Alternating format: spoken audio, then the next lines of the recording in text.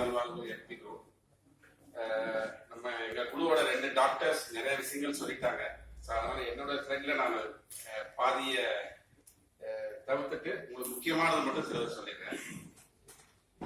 நமக்கு ஏன் நோய்கள் வருது என்றலாம் என்ன காரணம்? நமக்கு நோய் வர்றதுக்கு காரணம் நம்ம சாப்பிட்ற உணவுகள் தான். ஒண்ணு, நம்ம இப்ப சாப்பிட்ற உணவுல அதிகமான மாவுச்சத்து இருக்கு. மாவுச்சத்துல கார்போஹைட்ரேட்.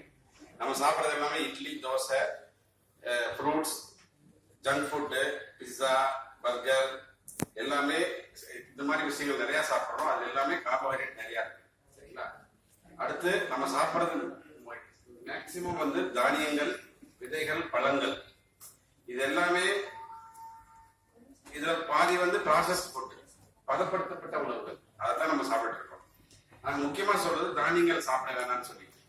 என்ன காரணம் அப்படின்னா, அரிசி, கோதுமை, பார்லி, கம்பு இதுலெல்லாம் குளூட்டன் அப்படிங்கிற ஒரு புரோட்டீன் இருக்கு.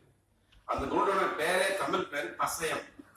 அது என்ன பண்ணுது? இந்த குளூட்டன் சிறுகுடல், பெருங்குடல்ல அதை செமிக்க முடியாம, டைஜஸ்ட் பண்ண முடியாம அது ரொம்ப கஷ்டப்படுது.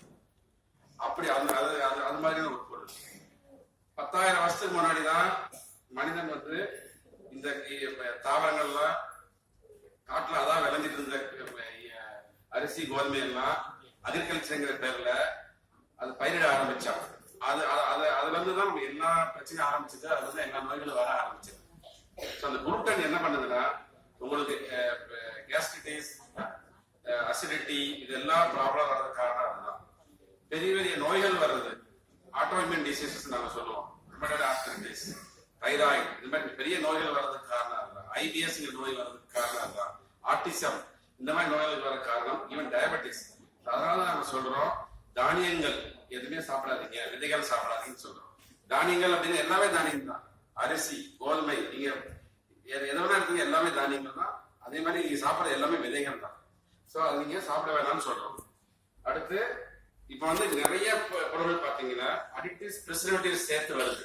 இந்த சிக்கன்லாம் ஃப்ரீஸ் பண்ணி விற்கிறாங்க. அது மாதிரி எவ்வளவு பொருட்கள் வருது. ஆனா ஆதி மனிதன் பாத்தீங்கன்னா அவன் இதெல்லாம் சாப்பிடவே இல்லை. அவன் காலையில எழுந்தா, வேட்டைக்கு போனா, வேட்டையில கிடைச்ச மாமிசத்தை கொண்டு வந்தா அதை சாப்பிட்டான். பழங்கள் சாப்பிட்டான். ஒரு சில பழங்கள், நிறைய பழங்கள் சாப்பிடல, சில விதைகள் சாப்பிட்டான். அவ்வளவுதான் அவன் சாப்பிட்டது. சோ அவன் சாப்பிட்டதுல மாவுச்சத்து மிக மிக குறைவு. அதே மாதிரி அதுல புரதமும் கொழுப்பு ஜாஸ்தி. ஆனா நம்ம என்ன பண்றோம், இன்னைக்கு இட்லி, தோசை ஒரு 10,000 வருஷத்துக்கு முன்னாடி ஆரம்பிச்சு நம்ம சாப்பிடறதுல ஒரு தினசரி பாத்தீங்கன்னா நீங்க 500 கிராம் குறையாம மாவுச்சத்து சாப்பிடுறீங்க. நீங்க எடுக்கிற புரதம் 20-30 கிராம் தான் இருக்கும். கொழுப்பு ஒரு 30-40 கிராம் தான் இருக்கும். ஆனா ஆதி மனிதனோட மரபணுக்கள் தான் நமக்கு இருக்கு. 2-3% தான் அந்த அணுக்கள் மாறி இருக்கு. நம்ம உணவு படைக்கப்பட்டது அந்த மாதிரி உணவுக்கு தான். சோ நம்ம எடுக்க வேண்டிய உணவு நிறைய கொழுப்பு, நிறைய கொழுப்பு இல்ல, தேவையான அளவு கொழுப்பு, நிறைய புரதம், குறைவான மாவுச்சத்து, தேவையான விட்டமின்கள் மற்ற நுண்சத்துக்கள், அதான் நம்ம எடுக்க வேண்டியது. ஆனா அதை எடுக்கிறது இல்லை. அடுத்து துரித உணவுகள், ஃபாஸ்ட் ஃபுட். இப்ப ஏகப்பட்ட கடை வந்துருச்சு. எங்க பார்த்தா ஃபாஸ்ட் ஃபுட். அதே மாதிரி நம்ம நிறைய பேருக்கு சமைக்கிறதுக்கு நேரம் இல்லை. வீட்டுல ஹஸ்பண்ட் 2 பேருமே வேலைக்கு போறாங்க. டக்குனு என்ன கிடைக்குதோ வாங்கி கொடுத்து சாப்பிட்டு போயிட்டே இருக்காங்க. இதுதான் main reasons for all the diseases. இதைத்தான் நாங்க சொல்றோம், இந்த உணவு முறையை மாத்தி சாப்பிடுங்க. நான் ஒண்ணுமே சொல்லல. நீங்க நார்மலா நீங்க ரெகுலரா டெய்லி சாப்பிடுறத சில உணவுகளை எடுக்காதீங்க, சில உணவுகளை குறைச்சி எடுங்க, சில உணவுப் பொருட்களை ஜாஸ்தி எடுங்க. இவ்வளவுதான் நாங்க சொல்றோம். நாங்க மருந்து மாத்திரை எதுவுமே சொல்லல, இளையங்கள் அந்த மாதிரி எதுவுமே கொடுக்கல.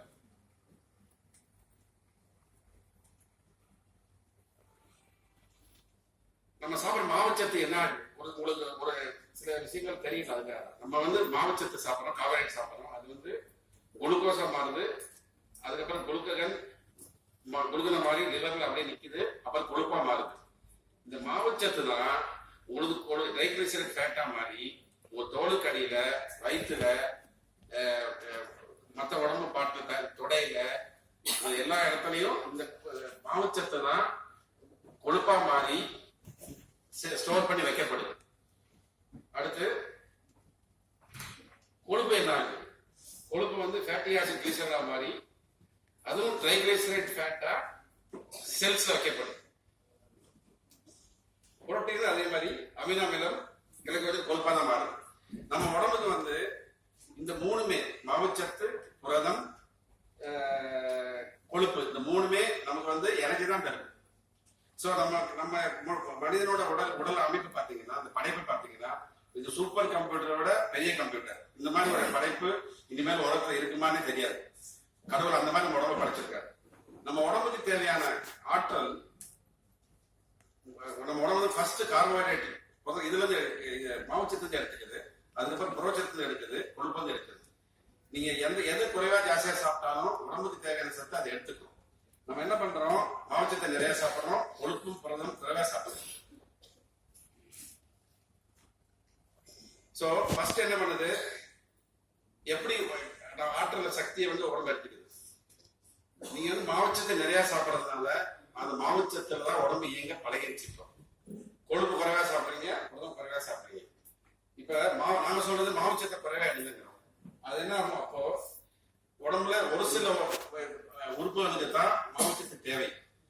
பிரெயினுக்கு தேவை, ரெட்டினாக்கு தேவை, உங்க டெஸ்டிஸுக்கு தேவை. இந்த தேவை வந்து மிக மிக குறைவு.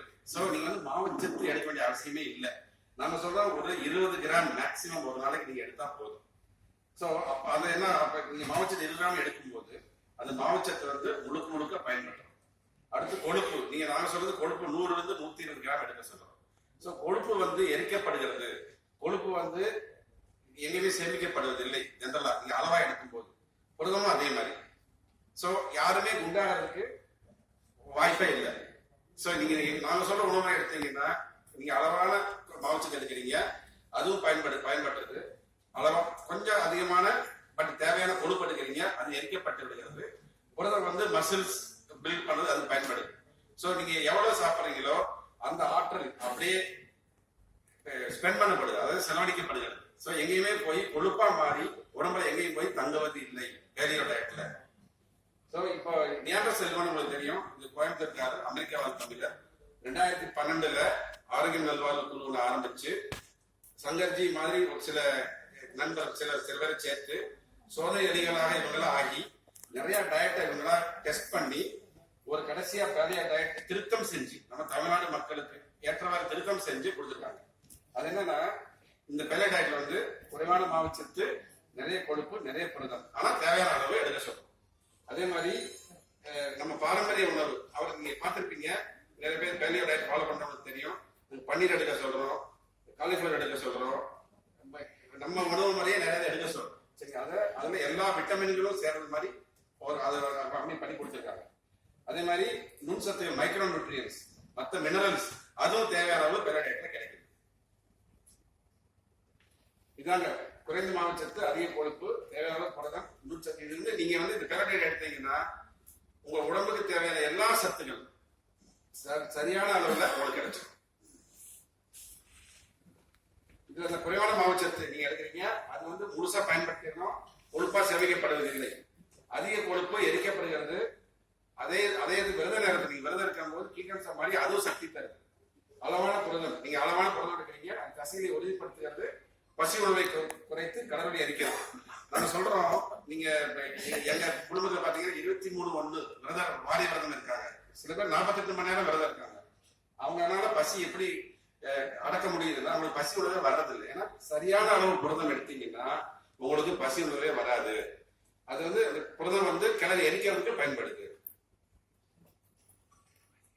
பேலியோல நாங்க சொல்ற தவிர்க்க வேண்டிய உணவுகள், அரிசி அரிசியில செஞ்ச எந்த உணவும் சாப்பிடாதீங்க. கோதுமையில செஞ்ச எந்த உணவும் சாப்பிடாதீங்க. ரவா, மைதா, மக்காச்சோளம், சோயா, மீல் மேக்கர் வேண்டாம். பருப்பு வகைகள், சிறுதானியங்கள் வேண்டாம். பழங்கள் நாங்க சொல்ற 3 பழம் தான், லெமன், நெல்லிக்காய், அவகேடோ.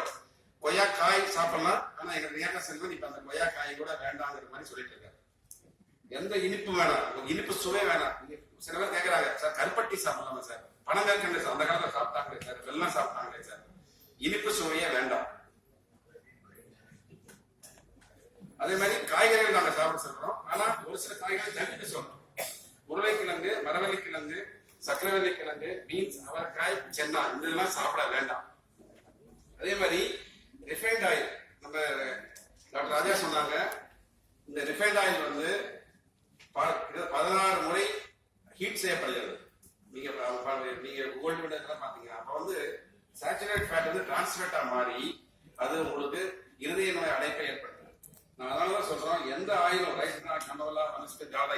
மாதிரி எந்த ஆயில் நீங்க எடுக்கக்கூடாது. நீங்க எடுக்க வேண்டியது செக்கிலாட்டின தேங்காய் எண்ணெய், செக்கிலாட்டின நல்லெண்ணையும் குறைவாகவே பயன்படுத்துங்க. நெய், வெண்ணெய் இதுல சமைங்க. ஈவன் நான் வேலையை எடுக்க விரும்பாதவங்க கூட கோல்டு இந்த மாதிரி ரிஃபைண்ட் ஆயில தூக்கி போடுறது வேண்டாம். அதுவே carbonate drinks, PepsiCo, Mirinda, Bovonto அந்த மாதிரி எதுவும் சாப்பிடாது. ஹெல்த் ட்ரிங்க்ஸ், ஹார்லிக்ஸ் போட்டுவிட்டாவும் வேண்டாம். ஏன்னா அது ஃபுல்லா பாத்தீங்கன்னா 100 கிராம் ஹார்லிக்ஸ்ல பாத்தீங்கன்னா 70 கிராம் சர்க்கரை, 70 கிராம் கார்போஹைட்ரேட். அப்ப எதுதான் சாப்பிடுறது? அது ப்ராசஸ் ஃபுட் வேண்டவே வேண்டாம். பேக்கரி ஐட்டம்ஸ் வேண்டாம். ப்ராசஸ் ஃபுட்னா நீங்க எது செஞ்சாலும் வீட்டுல நீங்களே காய்கறிகளையோ மாமிசத்தையோ வாங்கி சமைச்சு சாப்பிடுங்க. இந்த ஃப்ரீசர்ல வச்சதை வாங்கி சாப்பிடாது. பேக்கரி ஐட்டம் எதுவுமே வேண்டாம். அதே மாதிரி டீப் ஃப்ரை பண்ண வேண்டாம், செலோ ஃப்ரை பண்ணி சாப்பிடுங்க. மற்ற உணவுகள், காய்கறிகள், கீரை, காளான் எடுக்கலாம். சக்கராட்டு தேங்காய், நல்லெண்ணெய், நெய், வெண்ணெய், பன்னீர், சீஸ், தேங்காய். முட்டை எங்களோட பிரதான உணவு. ஈவன் வெஜிடேரியன்ஸ் முட்டை சாப்பிட பழகலாம். நிறைய வியாதிகள் ஈவன் சில குழந்தைகளுக்கு கூட, ஈவன் சரி பெண்கள் வயசுக்கு வர போற வந்த பெண்கள் முட்டை சாப்பிடும் போது அவங்க நிறைய பிரச்சனை அவங்க தவிர்க்க முடியும். பாதாம் பால் இதெல்லாம் நீங்க எடுக்க வேண்டிய உணவுகள். நாங்க சொல்றது மினிமம் ஒரு நாளைக்கு 3 to 5 லிட்டர் தண்ணி குடிங்க. லெமன் ஜூஸ், நெல்லிக்காய் ஜூஸ் டெய்லி சாப்பிடுங்க. சூரிய குளியல் 30 நிமிடம். இது நிறைய வியாதிகளுக்கு காரணம் விட்டமின் டி குறைவு. ஆனா இது லேடிஸ்க்கு கொஞ்சம் சிரமம். அதனால என்ன சொல்றாங்க, விட்டமின் டி சப்ளிமெண்ட் எடுக்க சொல்றோம். அதுவும் டாக்டரை கன்சல்ட் பண்ணி டோசேஜ் அது பிராண்ட் கேட்டு வாங்கிக்க சொல்றோம். நடைப்பயிற்சி 30 to 45 நிமிஷம் நடைப்பயிற்சி எடுக்க சொல்றோம். விரதம் எப்பெல்லாம் விரதம் இருக்கணுமோ விரதம் இருக்க சொல்றோம். விரதம் இருக்கிறதுனால என்ன பயன் அப்படின்னா, நீங்க விரதம் இருக்கும்போது ஒண்ணுமே சாப்பிடறது இல்லை. 3 நேரம் சாப்பிடுறீங்கன்னு வச்சுங்க, ஒரு நாளைக்கு 500 கிராம் கார்போஹைட்ரேட் இவ்வளவு சாதம் எல்லாம் சாப்பிடுறீங்க. சோ உள்ளுறுப்புகள் எல்லாமே எவ்வளவு வேலை கொடுக்கணும். நம்ம இன்டெஸ்டைன்ஸ் டைஜஸ்ட் பண்ணணும், லிவர் எல்லாத்துக்கும் வேலை. நீங்க ஒரு நாள் சாப்பிடாம இருந்தீங்கன்னா அந்த உள்ளுறுப்பு எல்லாத்துக்குமே ரெஸ்ட். சோ உங்களுக்கு நீங்க நெய்வேலியில் இருக்கீங்க, என்ஜினியர்ஸ் மெஷின்ல பாருங்க, ஒரு மெஷின் நிறைய ஓடுற மெஷின் அடிக்கடி பிரேக் டவுன் ஆகும். சோ மெஷின் கம்மியா ஓடும் போது பிரேக் டவுன் கம்மியா இருக்கும். சோ அதே மாதிரி நீங்க ஓய்வு கொடுக்கும்போது உள்ளுறுப்புகளுக்கு அது என்ன ஆகும், அதோட லாங்கிவிட்டி லைஃபும் நல்லா இருக்கும். அதான் அதே மாதிரி நாங்க 3 விதமான உணவுகள் பரிந்துரை செய்யறோம்.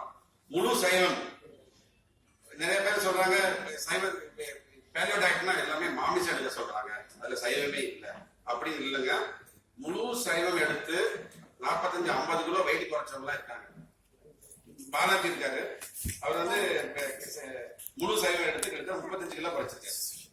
சோ சைவம் சைவ உணவு எடுக்கலாம். எங்க குழுல கேளுங்க. பாலாஜி அதே மாதிரி சைவம் பிளஸ் முட்டை எந்த உணவு பரிந்துரை செய்யறோம், முழு அசைவமும் செய்யறோம். இதுல என்னன்னா அசைவத்துக்காரங்க முழு சைவம் எடுக்கலாம், தேவைப்பட்ட நேரத்துக்கு நம்ம சைவம் முட்டையை எடுத்துக்கலாம். சோ 3 விதமான பரிந்துரைகள் நாங்க செய்யறோம். இதை பத்தி ஆல்ரெடி டாக்டர்ஸ் கவர் பண்ணிட்டாங்க. நான் பண்றேன். அதாவது தமிழ்நாட்டுல ஒரு நியூஸ் ஐட்டம் வந்தது, news paper 50% Tamil Nadu citizens have obesity and diabetes. So it is becoming an epidemic really. So நாங்க சொல்றது எல்லாமே இந்த diabetes is not curable.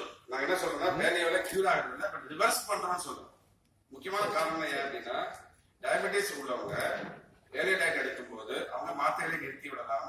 அவங்களோட HbA1c 3 months குளுக்கோஸ்ல டெஃபினட்டா 5.5 கிலோ வரும். ஆனா நீங்க பேலியோ டயட்ல ஃபாலோ பண்ற வரைக்கும் தான். நீங்க திருப்பி இந்த பேலியோ டயட் விட்டுட்டு காமன் ஃபுட் சாதாரண திருப்பி சாப்பிடலாம். இருக்கு திருப்பி உங்களுக்கு கீழே இருக்கு, திருப்பி வெயிட் போடுவீங்க. சோ இது ஒரு வாழ்வு முறை. அதான் நாங்க சொல்றோம். பேலியோ டயட் எடுக்க ஆரம்பிச்சீங்கன்னா எஸ்பெஷலி டயபெட்டிஸ், இடைக்கரு மத்த நோய் உள்ளவர்கள் அவங்க வாழ்நாள் முழுக்க ஃபாலோ பண்ணணும், ஃபாலோ பண்ணி தான் ஆகணும்.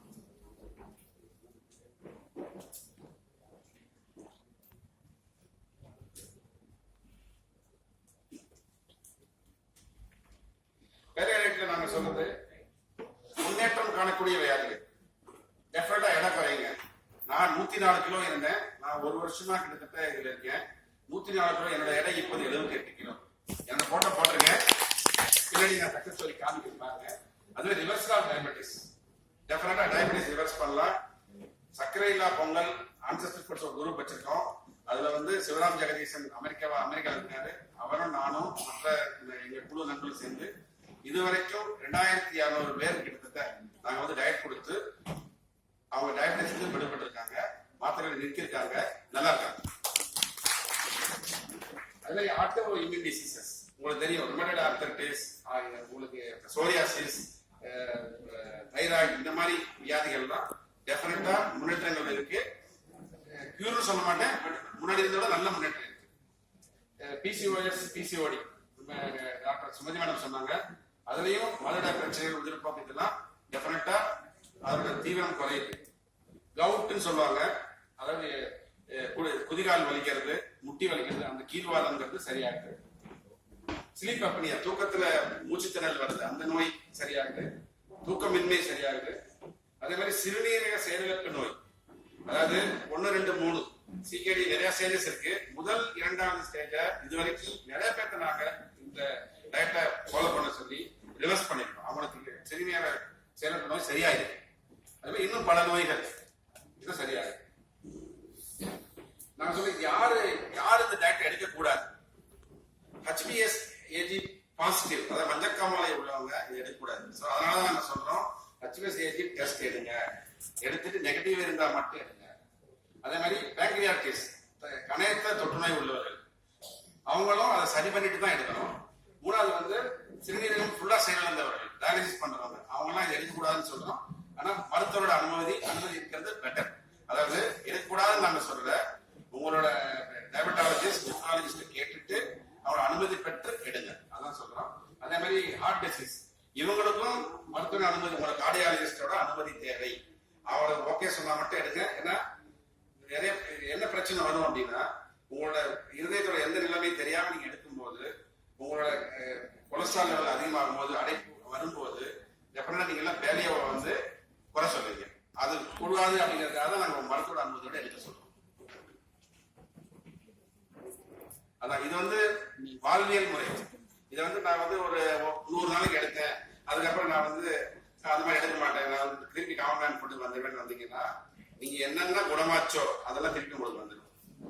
சோ நீங்க வந்து இதை கட்டாயம் ஒரு வாழ்க்கையா மாத்திக்கணும்.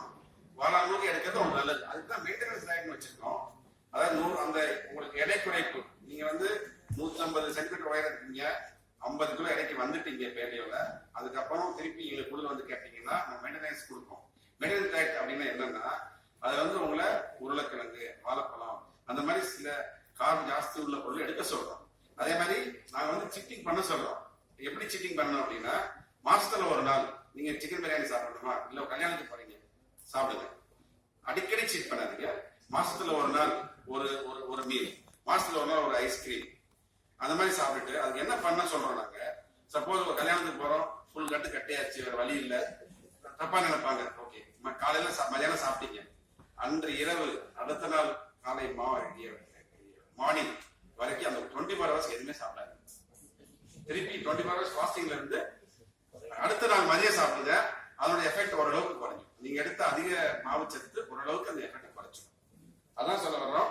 ஸோ டெஃபினட்டா நீங்க வந்து சீட் பண்ணலாம், சீட் பண்ணக்கூடாதுன்னு இல்லை. பட் நீங்க எதிர்பார்த்த உடல்நிலை அடைந்த பிறகு வேலையை ஆரம்பிச்ச உடனே சீட் பண்றேன்னா நீங்க எதிர்பார்த்த எடை குறைப்போ டயபெட்டிக்ஸ் ரிவர்ஸ் ஆகாது. நாங்க சொல்றது முதல் 100 நாட்கள் ஸ்ட்ரிக்ட் வேலையை ஃபாலோ பண்ணுங்க. 100 நாள் கழிச்சு டெஸ்ட் எடுங்க, திருப்பி குழுவுக்கு வந்து டெஸ்ட் போடுங்க. நாங்க சொல்றோம், நீங்க ஓகே இருந்தா நாங்களே சொல்றோம் நீங்க மெயின்டெனன்ஸ் ரேட் எடுங்க. அப்போ இந்த மாதிரி விஷயங்கள்லாம் பண்ணிக்கலாம். ஆனா முதல் 100 நாட்கள் ஸ்ட்ரிக்டா வேலையை ஃபாலோ பண்ணா உங்களுக்கு நல்ல ரிசல்ட் கிடைக்கும். இது எப்படி நீங்க பேலர் ரேட் எடுக்க முன்னாடி என்ன செய்யணும்? நிறைய பேர் சொன்னாங்க, சங்கத்திலையும் சொன்னாங்க. பட் இந்த எழுத்துல பார்க்கும்போது உங்களுக்கு புரியும். மூலம் குழுமம் வச்சிருக்கோம். அதுல முழுக்க இலவச சேவை. நாங்க யார்கிட்டையும் ஒரு பைசா பணம் வசூலிப்பது இல்லை. அதோட அட்ரஸ் கொடுத்துருக்கோம். இதுல வந்து ஃபர்ஸ்ட் நீங்க மெம்பரா சேருங்க. அதுல வந்து நிறைய விஷயங்கள் இருக்கு. ஒரு 2 நாள் 3 நாள் நிறைய கட்டுரைகள் இருக்கு. அதுல நிறைய பதிவுகள் இருக்கு.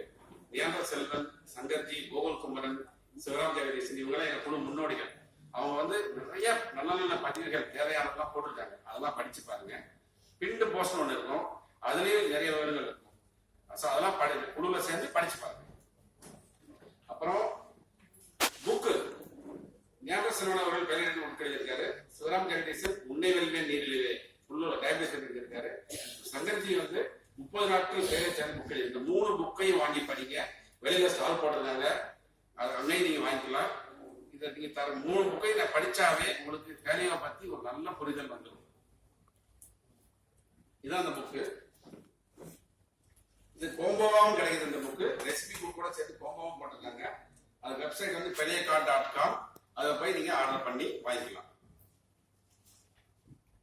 அதே மாதிரி 2 பிளாக் இருக்கு எங்களுக்கு. ஒன்று peliacard blogspot.in, செல்வன் பேஸ்ட். இந்த 2ல போனீங்கன்னா ஏகப்பட்ட கட்டுரைகள், ஏகப்பட்ட பதிவுகள் அதுல இருக்கு. உங்களுக்கு பேலியோ பத்தி உள்ள சந்தேகங்கள், FAQ frequently asked questions, அதுக்கு ஆன்சர் எல்லாமே அது உங்களுக்கு கிடைக்கும். எல்லா சந்தேகங்களும் ஈஸியா நிவர்த்தி பண்ணிக்கலாம். இது ரொம்ப ரொம்ப முக்கியம். ரத்த பரிசோதனை.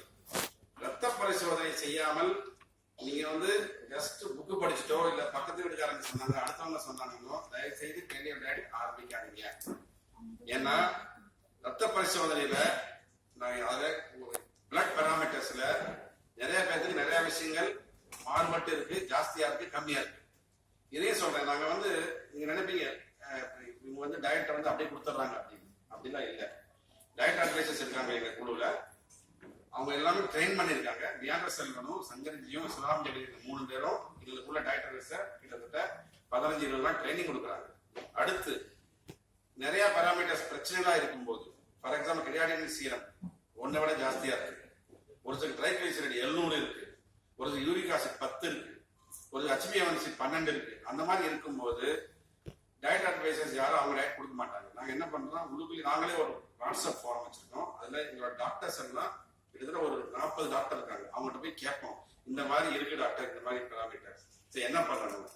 அவங்க வந்து பார்த்து அவங்க சொல்லுவாங்க, இதுக்கு இந்த மாதிரி கொடுத்து சொல்லுங்க, ஃபர்தர் டெஸ்ட் எடுங்க, USG அப்டமன் ஸ்கேன் எடுங்க, ECG எடுங்க, இந்த மாதிரி ஃபர்தரா டெஸ்ட் எடுங்க. அந்த டெஸ்ட் எடுத்துட்டு அந்த டெஸ்ட் ரிசல்ட்ல பார்த்து தான் நாங்க டயட் தரோம். அதனால என்ன ஆகும், நீங்களே டயட் எடுத்தீங்கன்னா பிளட் டெஸ்ட் எடுக்காம உங்களுக்கு ரியலி என்ன குறை இருக்கு, என்ன ப்ராப்ளம் இருக்குன்னு தெரியாம போயிடும். நிறைய பேர் நாங்க பாக்குறோம், டயட் சார்ட் கொடுக்குற ப்ரோக்ராம்ல பார்க்கும்போது HbA1c 12 என்ன அர்த்தம் அப்படின்னா அவங்க வந்து அன்கண்ட்ரோல் டயபெட்டிஸ் இருக்குன்னு அர்த்தம். அன்கண்ட்ரோல் டயபெட்டிஸ். அவங்க வந்து சொல்றாங்க எங்கிட்ட, உங்களுக்கு தெரியுங்களா டயபெட்டிஸ் இருக்குது? தெரியாது சார், 2 நாளைக்கு முன்னாடி தான் டெஸ்ட் எடுத்தேன், இப்பதான் எனக்கு தெரிய வந்தது. அன்கண்ட்ரோல் டயபெட்டிஸ் அவருக்கு எவ்வளவு நாளா இருந்ததுன்னு அவருக்கே தெரியாது. 2 வருஷமா இருக்கலாம், 5 வருஷமா இருக்கலாம். ஆனா டயபெட்டிஸ் அப்படி அது ஒரு நோய் உங்களுக்கு இருக்கிறதே காட்டாது. நிறைய நேரங்கள்ல அது இருக்குங்கிறது தெரியாது. சோ அந்த மாதிரி பிரச்சனை அது டயபெட்டிஸ் இருக்கும்போது, இல்ல யூரிக் ஆசிட் ஜாஸ்தியா இருக்கும்போது, கிரியாட்டின் சீரம் 1.2 1.3 மேல இருக்கும்போது நீங்க வந்து இந்த டயட் எடுத்தீங்கன்னா அது வேற ஒரு பிரச்சனை முடிஞ்சிடும். அதனாலதான் சொல்றோம், டெஸ்ட் எடுக்காமல் தயவு செய்து பெரிய டயட் எடுக்காது. அந்த ரத்த பரிசோதனை முடிவுகளை எங்க குழுக்கு போடுங்க. நான் வந்து 10 நாளைக்குள்ள உங்களுக்கு வந்து பெரிய டயட் கொடுப்போம். இப்ப அடுத்து நீங்க நமக்கு டயட் டைரின்னு ஒண்ணு வச்சிருக்கோம். அது என்ன சொல்றோம் அப்படின்னா, டயட் சார்ட் வாங்கினதுக்கு அப்புறம் அந்த டயட் டைரியில போய் தினமும் நீங்க என்ன சாப்பிடுறீங்க அதை வந்து டேட் வைஸ் எழுத சொல்றோம்.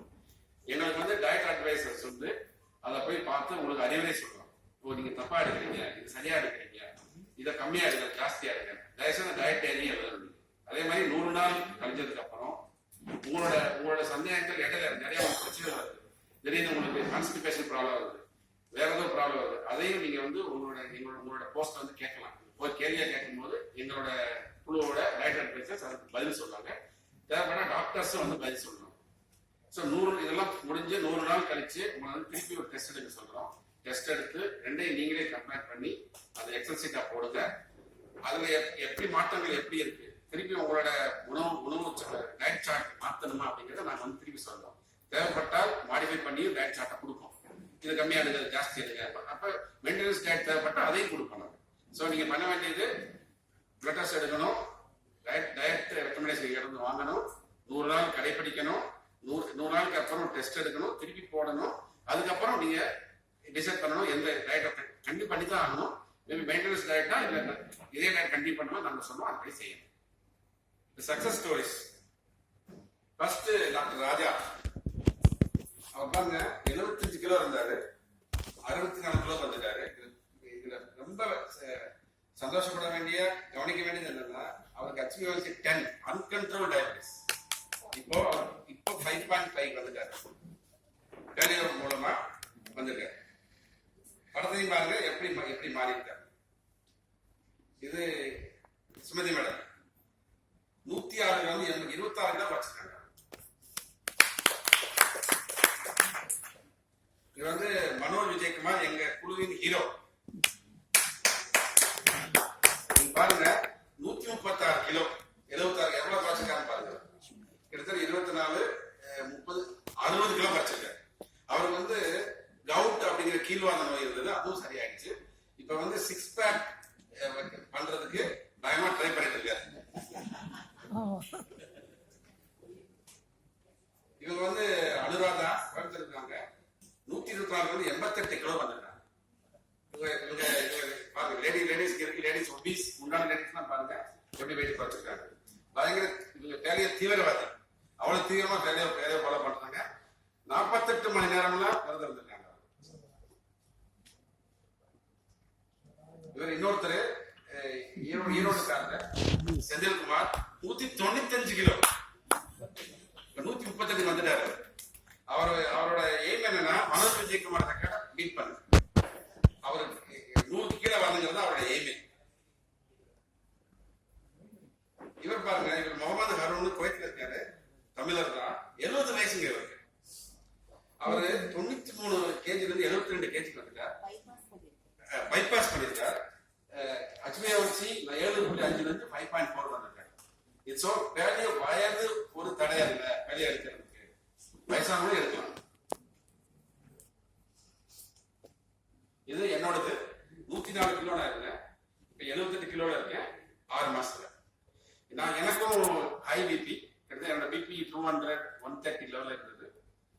நான் வந்து மார்ச் 13ஆம் தேதி 2016 நான் வந்து ஆஞ்சியோகிராம் பண்ணேன் விஜய் ஹாஸ்பிட்டல் சென்னையில. லக்கிலி எந்த பிளாக்கும் இல்லை. அதுக்கப்புறம் டாக்டர் சொன்னாரு, நீங்க உங்க வெயிட்டை குறைக்கலன்னா உங்களுக்கு வந்து கண்டினியூஸா எப்பவுமே நீங்க பிளட் ப்ரெஷர் ஐபிபில இருப்பீங்க, ஒரு கஷ்டம் அப்படின்னு. அப்புறம் தான் பெரிய நண்பர்களும் தெரிய வந்து இந்த பெரிய எடுக்க ஆரம்பிச்சேன். படிப்படியா குறைஞ்சு ஆக்சுவலி 74 கிலோ வந்தேன். இப்போ ஒரு 4 கிலோ ஏறி இருக்கேன். ஏன்னா நான் வந்து வாரிய விரதம் இருந்து குறைச்சேன், திருப்பி நான் 3 நாள் சாப்பிட்றப்ப 4 கிலோ ஏறிடுச்சு. ஏன்னா என் பாடி, என் உடம்பு வந்து பயங்கர கார்ப் சென்சிட்டிவ் எனக்கு ஜாஸ்தி. நான் கொஞ்சமா கார்ப் ஜாஸ்தி இருந்தா கூட உடம்பு அந்த மாதிரி நிறைய பேர் இருக்காங்க. ஒரு வருஷம், ஏப்ரல் 3ஆம் தேதி ஆரம்பிச்சேன், ஒரு வருஷம்